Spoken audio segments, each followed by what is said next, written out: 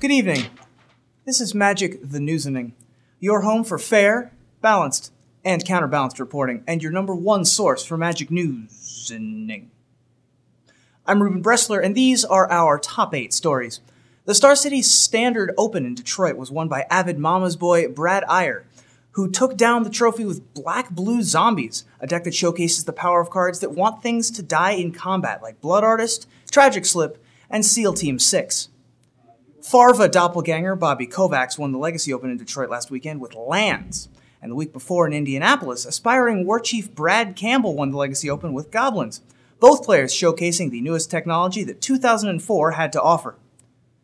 Underscore enthusiast Chris Anderson has top 4'd the last 3 Legacy Opens with elves, putting him high in the running to be this fall's nominee for the Green Party.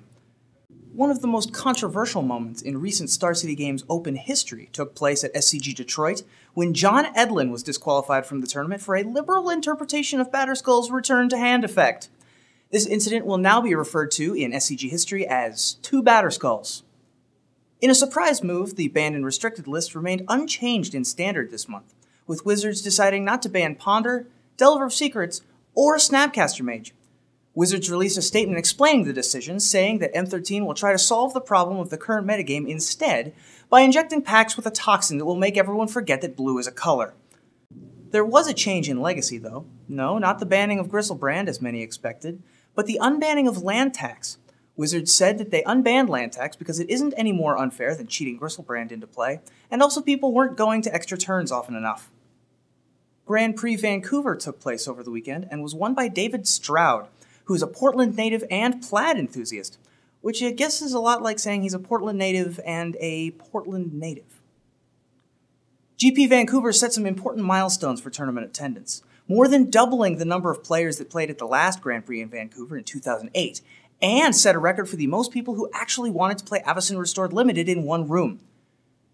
Speaking of tournament records, the Modern Grand Prix in Yokohama last weekend set a record for highest tournament attendance at a Japanese Grand Prix, with 1,543 participants.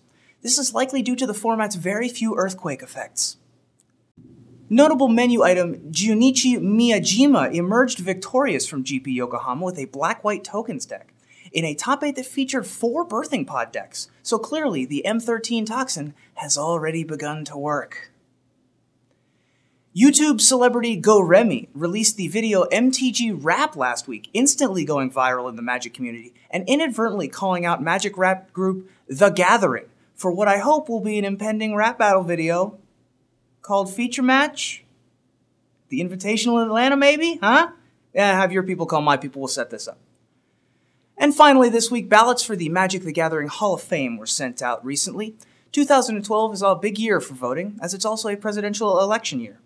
The presidential election and Magic Hall of Fame are very different, of course. One is a largely symbolic position with archaic and overcomplicated voting procedures, where past winners have been, for the most part, pasty white guys just looking to get a deal with an editor to write about their experiences. And the other one's the Hall of Fame.